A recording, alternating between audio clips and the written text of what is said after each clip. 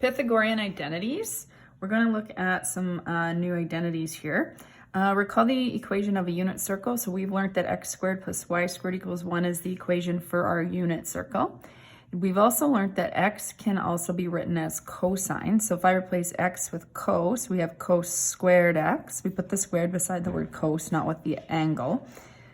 Plus sine, we can replace with y squared x, or theta, we can use theta as well, equals 1.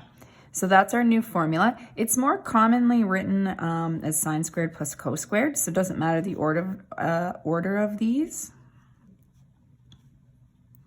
So I can write it like this as well. So you may see it this way on a formula sheet. Now, it's important to know we can rearrange this. So if I wanted to isolate sine squared, I can move cos to the other side, and I would have sine squared x, moving cos to the other side, would equal 1 minus cos squared x. Can't write on the paper there.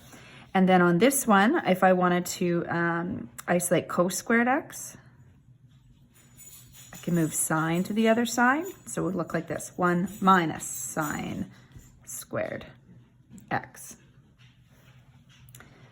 Let's look at two more. If you take the Pythagorean identities, we're going to take the one we've got here, sine squared plus cos squared equals 1. And we're going to divide it by cos squared theta. I'm going to use the theta symbol then when I write this out so we have the same the variables. So if I start off with sine squared theta plus cos squared theta equals 1, and I divide by cos, I'm going to divide by cos squared theta on all of them. What has that done? Sine squared over cos squared, we recognize that as tan squared theta now. Cos over cos simplifies down to 1. 1 over cos squared is secant squared theta. So that is our second identity. So again, these can be rearranged too, but you'll find this on your formula sheet.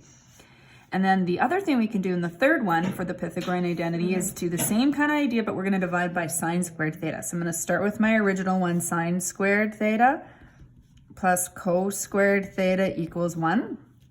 And I'm going to divide by sine squared theta. So I divide by sine squared theta on each one.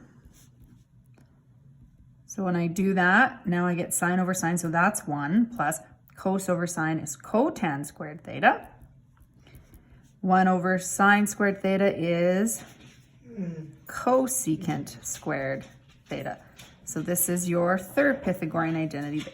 You will find these three on your formula sheet.